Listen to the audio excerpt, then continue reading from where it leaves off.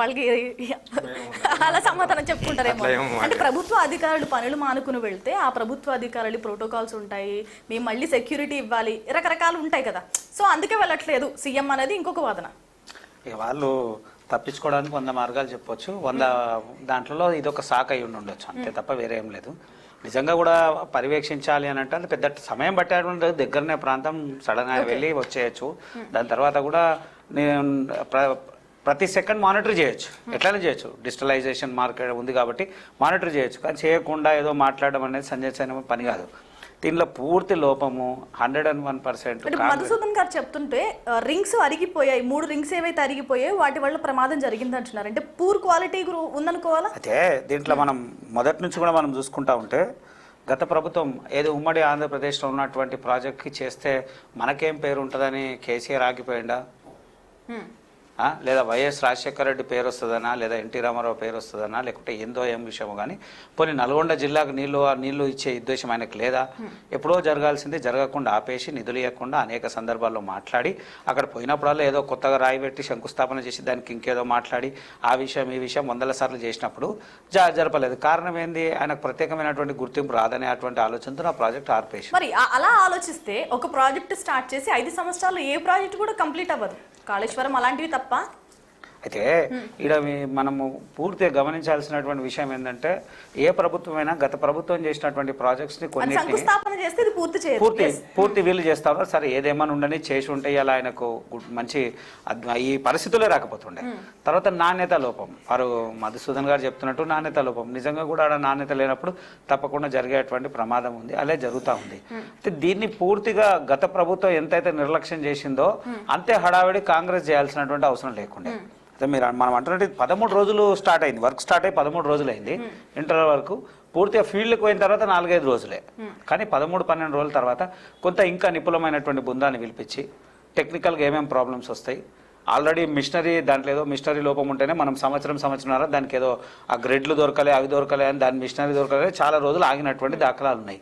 ఇప్పుడు పూర్తి స్థాయి పోతా ఉన్నాం, పరిస్థితులు ఏముంటాయి, ఎలాంటి విపత్తు వచ్చేటువంటి ప్రమాదం ఉంది ఏంది అనేది పూర్తి అంచనా వేయాల్సినటువంటి ప్రభుత్వం అంచనా వేయకుండా హాదరబాదర్గా వెంటనే ఆ ప్రాజెక్ట్ని మూవ్ చేసేటువంటి ప్రయత్నం చేసింది కాబట్టి ప్రమాదం జరిగింది. ఇప్పటికైనా సరే ఏది ఏమైనా కానీ మళ్ళీ ఇదేదో మరుగున పడేయకుండా, ఎందుకంటే ఎన్నో ప్రాజెక్టులలో సర్వసాధారణం పెద్ద పెద్ద నిర్మాణాల ప్రాజెక్టులలో కొంత జరుగుతూ ఉంటుంది. ఏ జరిగింది కదా దీన్ని మళ్ళీ మరుగున పడేసి మళ్ళీ ఏం చేయకుండా దాన్ని అట్లనే పడేయకుండా ఏదో నామమాత్రపు మాటలు మాట్లాడి మళ్ళీ ఏదో ఒక సాకు చూపించి మళ్ళీ ఈ ప్రాజెక్ట్ని పక్కన పడేసే ప్రయత్నం కాంగ్రెస్ చేయొద్దు. ఖచ్చితంగా నల్గొండ జిల్లా యొక్క ప్రజలు, హైదరాబాద్ సంబంధించినటువంటి అనేక గ్రామాలు, దానికి ఆనుకున్నటువంటి గ్రామాలకు పంట పండడానికి వ్యవసాయానికి సంబంధించినటువంటి నీరు ఈ ప్రాంతం మొత్తం లెఫ్ట్ సైడ్ కూడా మంచి శస్యశ్యామలంగా అయ్యేటువంటి అవకాశం ఉంది. కాబట్టి ప్రభుత్వం దీన్ని ప్రతిష్టాత్మకంగా తీసుకోకుండా మళ్ళీ ఏదో ఒక సాకు చెప్పి ఇప్పుడు ఇది చూపిస్తారు, ఇది చూపించి మళ్ళీ ఆగిపోయి మళ్ళీ 10 సంవత్సరాలు కనిపించింది. కాబట్టి బడ్జెట్ లో కూడా 800 కోట్లు కేటాయించింది. ఏదో బూచిగా చూపించి పనులు మానేసే ఉద్దేశం ఉంటే మేము అలా చేయకపోతుంటే ఇప్పుడు చూపిస్తుండొచ్చు. నిర్మాణ లోపం అంటారా లేకుంటే ఇంకేదో సాంకేతిక లోపం అంటారా, ఏదో జరిపేటువంటి అవకాశాలు ఇప్పుడు ఉన్నాయి. దానికి కూడా గల కారణాలు రకరకాలుగా చూపిస్తారు. మేమేమంటున్నాం, ప్రభుత్వాన్ని చిత్తశుద్ధితో పనిచేయాలన్నప్పుడు ఏ పని చేయాలన్నా అన్ని విషయాలు మీరు చూడండి. ప్రతి అంశాల్లో కూడా కాళేశ్వరం విషయంలో రాగానే కూడా మీరు రేవంత్ రెడ్డి గారు చాలా సందర్భాలు మాట్లాడారు. ఇది మొత్తం కేసీఆర్ కుటుంబం తిన్నది, కేసీఆర్ ATM 1,00,000 కోట్లు తిన్నాడు, కక్కిస్తాడు. మళ్ళా మాయం గోల్ ఇప్పటి వరకు మళ్ళీ మాట్లాడు. మేడిగడ్డ కుంగింది, దాని మీద కూడా విచారణ మాట్లాడుతున్నాను, దాన్ని కూడా ఎక్కడున్నది, ఎక్కడ వేసిన గొంగడు అక్కడనే. కాంగ్రెస్ మాట్లాడుతుంది కానీ ఆచరణకు వచ్చే వరకు ఎక్కడ వేసిన గొంగడు అట్లనే ఉన్నది. మళ్ళీ ఈ పరిస్థితి కూడా అట్లనే అవుతుందా? ఏదో చూపించి మళ్ళా పక్కన పడేసేటువంటి ప్రమాదం ఉన్నదా? మేము ఒకటే చెప్తా ఉన్నాము, మీరు ఏదైతే సరే ఇందులో ఏది ఉన్నా కానీ మళ్ళీ కాంగ్రెస్కే గుడ్ విల్ అనుకున్నాం. ఎందుకంటే వైఎస్ రాజశేఖర రెడ్డి గారు దాన్ని శంకుస్థాపన చేశారు, కాంగ్రెస్ హయాంలో పూర్తయింది అన్నటువంటి. ఎన్టీఆర్ గారు చేశారు, వైఎస్ గారు కూడా చేశారు, వైఎస్ఆర్ కూడా దాన్ని మళ్ళీ చేశారు. సరే మొత్తానికి ఏదున్నా మళ్ళీ కాంగ్రెస్కి ఇది ఒక మంచి అవకాశం, కానీ దాన్ని మళ్ళీ చేజార్చుకొని మళ్ళీ ఇచ్చేసేటువంటి ప్రయత్నం చేయొద్దు. తర్వాత అన్నిటికన్నా ముఖ్యమైనటువంటి విషయం ఏంటంటే చిత్తశుద్ధితో ఉన్నటువంటి నాయకులు ప్రతిపక్షంలో ఉన్నప్పుడు అనేక మాట్లాడినటువంటి రేవంత్ రెడ్డి ఇలా ఇంత ప్రమాదం జరుగుతుంటే ఎందుకు అట్లా రియాక్ట్ కాలేదేందో నాకు అర్థం కాలే. వెంటనే రియాక్ట్ అయితే అదే ప్రతిపక్షంలో ఉంటే ఇప్పుడు నానా హంగామా చేస్తుండే. అధికారంలో ఉన్నాడు కాబట్టి అదే జర కొంచెం ఆలోచించాల్సినటువంటి విషయం. అన్ని విషయాల్లో ప్రభుత్వము నిర్లక్ష్యం క్లియర్గా కనబడుతుంది. అధికారుల నిర్లక్ష్యం కనబడుతుంది, ప్రభుత్వ నిర్లక్ష్యం కనబడుతుంది, అక్కడ సంబంధితంగా ఉన్నటువంటి మంత్రుల నిర్లక్ష్యం కూడా కనబడుతుంది. ఉత్తమ్ మాట్లాడారు, బట్టి మాట్లాడారు, వీళ్ళంతా మాట్లాడుతున్నారు కదా. అయితే మాట్లాడుతున్నారు అని అంటే మాటలకి ఆచరణకి చాలా తేడా ఉంటుంది. అంటే ఇలా ఆయన మాట్లాడిండు ఈయన కాలేదని కాదు కదా. ఆయన భారీ నీటిపారుదల శాఖ మంత్రి, ఆయన మినిస్ట్రీ అది ఉన్నప్పుడు పర్యవేక్షించాల్సింది రాష్ట్రంలో ఆయనే కదా. చిన్న అంశం అయితే దాన్ని ఎవరు పట్టించుకోరు కదా. రైట్. ఇలా మాట్లాడినప్పుడు ఇప్పుడు ఇలాంటి సమస్య మీద అన్ని దేశాలు మన వైపు చూస్తాయి, ఎట్లా జరుగుతూ ఉంది, రాష్ట్రాలన్నీ మన వైపు జరుగుతూ ఉండదు. ఎందుకంటే విపత్తు అట్లాంటిది. ఈ విపత్తు టైంలో ఆయనకు చాలా ఇంపార్టెంట్, ఆడ కీ రోల్ ఆయన ఉండాలి. ఉండకుండా మాట్లాడితే సమంజసమైన పని కాదు కదా. అంటే ఎన్డీఆర్ఎఫ్ ఆల్రెడీ ఎంటర్ అయింది. ఎన్డీఆర్ఎఫ్ ఎంటర్ అయిందంటే ఇది సెంట్రల్ ఇష్యూ. ఈయన ఏం చేయడండి, ముఖ్యమంత్రి గారు ఏం చేయాల్సిన అవసరం లేదు. సెంట్రల్ విషయం.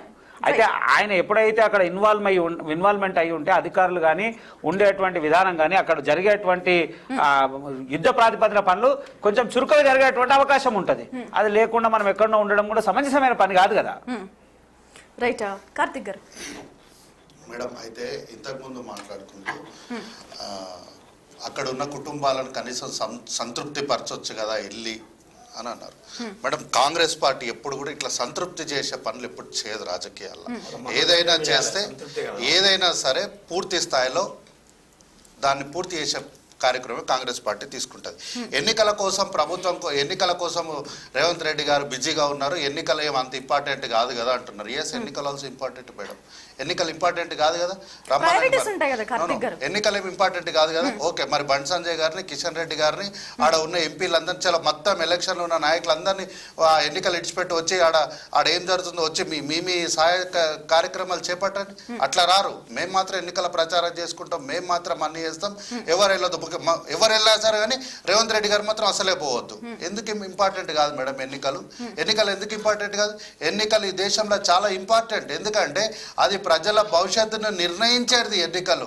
ఈ ఎన్నికలు జరిగేటివి సాధారణ ఎన్నికలు కావు. దీనికి ప్రభుత్వానికి వచ్చిన ఇబ్బంది ఏం లేదంటారు మేడం. కాంగ్రెస్ పార్టీ ఎప్పుడు కూడా అధికారం కోసం, ప్రభుత్వం కోసం వెంపర్లాడదు. కాంగ్రెస్ పార్టీ ఎప్పుడైనా సరే ప్రజల జీవితాలను, వారి యొక్క భవిష్యత్తు గురించే చూస్తుంది. ఈ రోజు జరుగుతున్నటువంటి ఎన్నికలు పట్టభద్రుల, ఉపాధ్యాయుల ఎన్నికలు. పట్టభద్రుల ఎన్నికలు వారికి ఉద్యోగాలు ఇవ్వాలి. అందుకు సంబంధించినటువంటి ప్రభుత్వంలో ఉన్న మాకు బాధ్యత ఉంది. పట్టభద్రుల యొక్క బాధలు ఏంది, వాళ్ళకి ఏం కావాలో తెలుసుకునే అవసరం మాకు ఉంది. ఈరోజు మేమే ఉద్యోగాలు ఇవ్వాల్సింది. అక్కడ ఉన్నట్టు ఇప్పుడు ఈ రోజు జరుగుతున్నటువంటి పట్టభద్రులు మాకు ఓటేయడం వల్ల, మాకు ఓటేసి మమ్మల్ని, మా యొక్క అభ్యర్థిని గెలిపించడం వల్ల అక్కడ వారు ఉన్నటువంటి బాధలు ఏంది అవన్నీ తెలుసుకోవాల్సినటువంటి అవసరం, సందర్భం రెండు ఉన్నాయి.